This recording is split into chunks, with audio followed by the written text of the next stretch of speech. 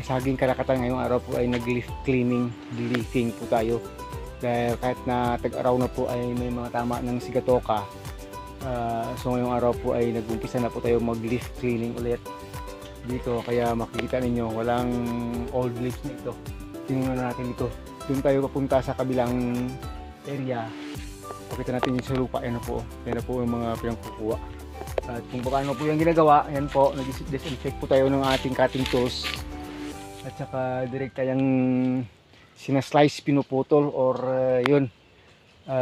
kinakat para po maging malinis yung ating lakatan area. Kasi papunta na rin ng summer, pero kahit hindi tayo mag-spray, okay na rin kasi malakas na yung mga sikat ng araw ngayong mga panahon na ito, mga ka-agri. So tingnan po ninyo kung paano po ito ginagawa. Wala po tayong tripod. Gawin natin yung makakaya natin na ipakita sa inyo kung paano po yung ginagawa. Hawak-hawak lang yung ating cellphone. So yan na po, kung makikita ninyo sa lupa, yan yung pinanggagawa natin. At papunta na tayo dun sa kabila.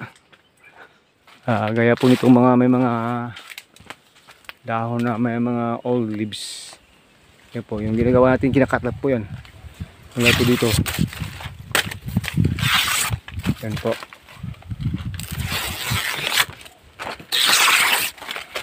Kung lang kita nyo kasi masyadong malapit ano. Pag mga ganito, kinakat na lang muna sa ilalim. Yan po. Pero pag medyo may ano na ay sinaslice natin itong dahon. At saka hindi natin pinuputol yung parang branch nya.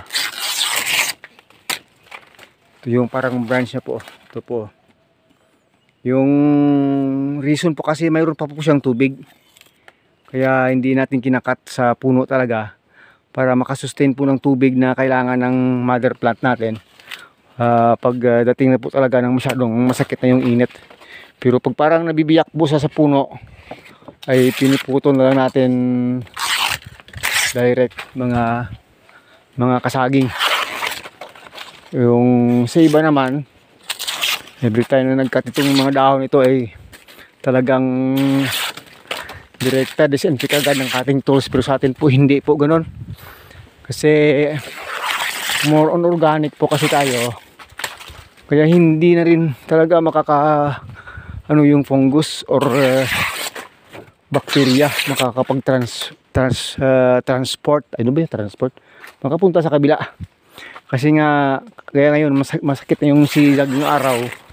Wala yung mga fungus. Wala yun.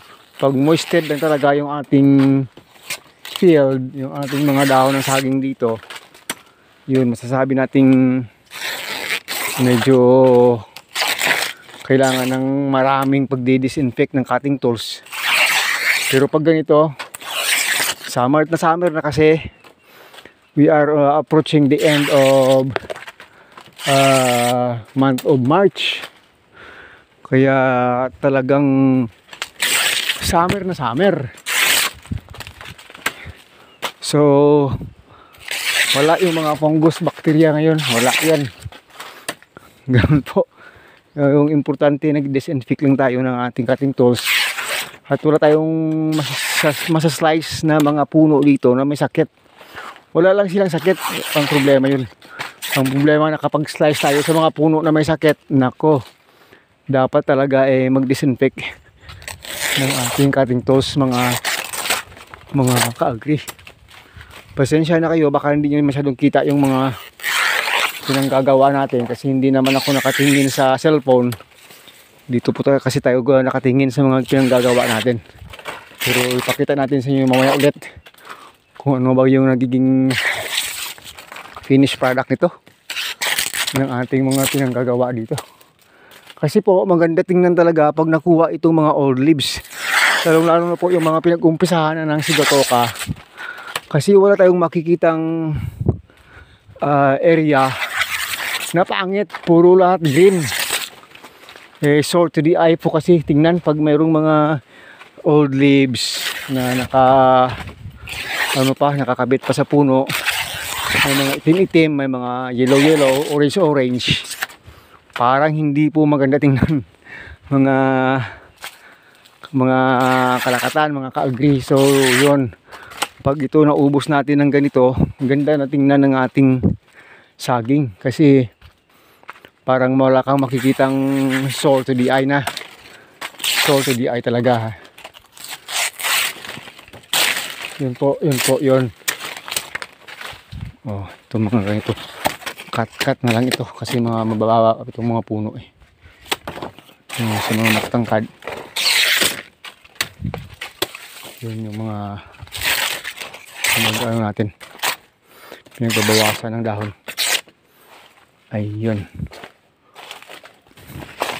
At saka medyo marami na rin nagsilabasan ng mga bunga na. So yun, gumaganda na siya tingnan.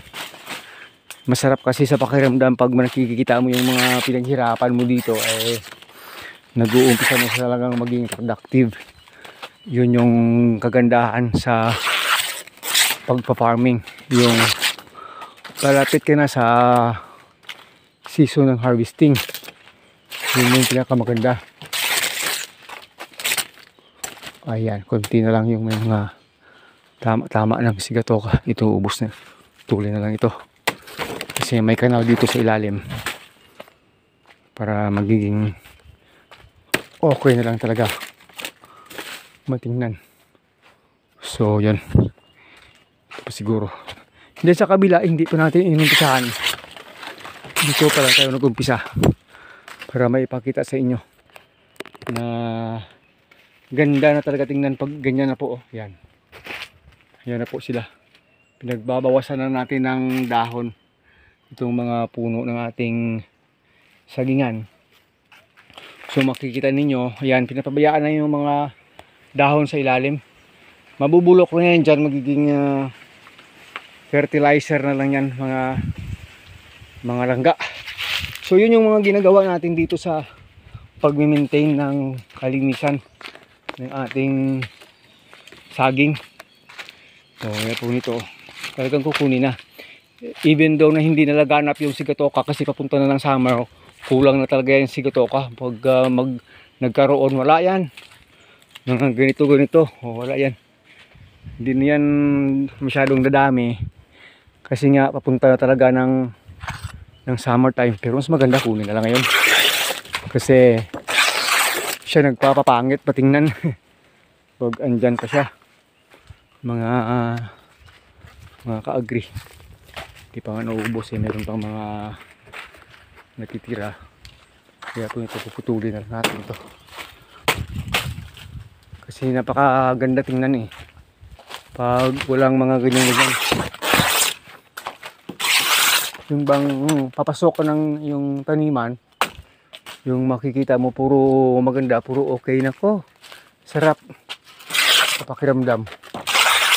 Kaya pag productive time na talaga, parang ayaw mo nang umalis dito. Ayan po, nagbalot na tayo kanina ng ibang mga lumabas na mga bunga. Ito, napakalaki po ng puso niyan, oh. Ito naman, malapit na rin itong lumabas. Palabas na rin yung puso.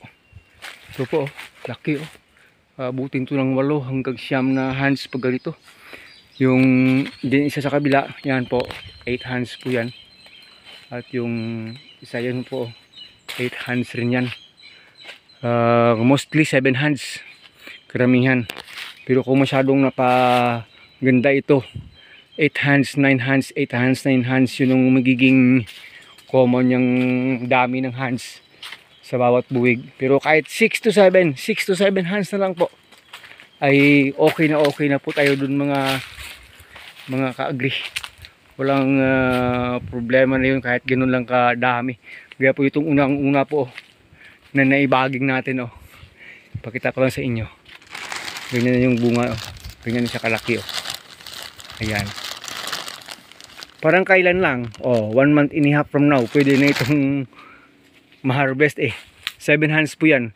Pero pag ito ay nadiligan pa ng ulan or madidiligan pa natin ng tubig, abutin po yan at least 13 to 15 kilos isang buwig. Bawi kaagad yung ano yan, yung nagastos dyan sa isang puno. may ano ka kagad tawag, may gain ka kagad pag yan ay na-harvest just for itself sa kanyang mother plant pa lang. Pag na-transplant pa yung mga suckers na ito, ayan po, another gain na naman yan. Matatransplant yung lahat ng mga suckers dyan at may iwan ng isang puno na siyang maging next follower. Ayun, yun na yung ano mo, profit mo, yun na yung profit mo, gain mo. So yun po, nakita natin sa inyo kung paano yan ginagawa kahit na wala tayong tripod. Kaya yan sa lupa makikita ninyo yung mga dahon, pero makikita nyo sa taas puro okay, tingnan na siya. Pag wala na talagang may tama ng sigatoka, napaka ganda tingnan. Dito pa lang yan na area, dun sa kabilang area hindi po natin nagawa pa, at dun sa dulo ay gagawin natin mamayang saglit po na pagkatapos nating mag snack ngayong umaga. So yun po, maraming salamat po. Pinapakita po natin sa inyo kung paano po tayo naglilinis, nagdi-leafing, nag-leaf cutting, leaf cleaning sa puno ng ating sagingan. Well, in fact po, supposed to be pag mga ganito kinukuha na ito kinukuha na talaga, pero hindi ko yan muna kukunin sa ngayon kasi summer na summer naman. Pero pag mga rainy season po, pag may magkaroon ng ganyan po, putulin na lang kaagad kasi magiging host po siya ng fungus pa pag hindi nakuha, kasi dry na siya, lantana po siya. Pero pag hindi pa lantana yung summer, mga ganito pinapabayaan lang talaga ito, kasi para nga sabi natin kanina, yung tubig niya dito makapag-supply pa po sa puno ng ating mother plant. Hanggang sa muli, maraming salamat po. Agritech here. God bless us all. Mabuhay ka magsasakang Pilipino. Bye bye. Tingnan nyo naman pag ganyan nakalinis, wow. So